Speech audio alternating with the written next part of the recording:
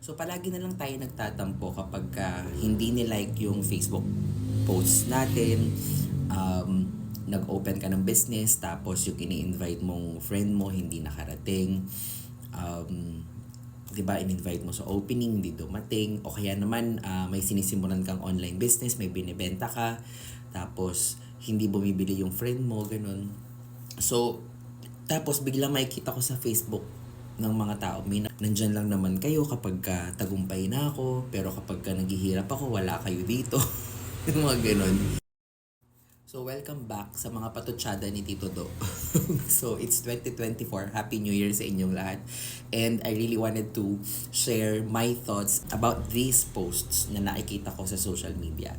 Nagtatampo, darating din yung time magtatagumpay din ako. And in my victories, doon ko lang makikita yung mga tao na yan, 'di ba? So, ang take ko dito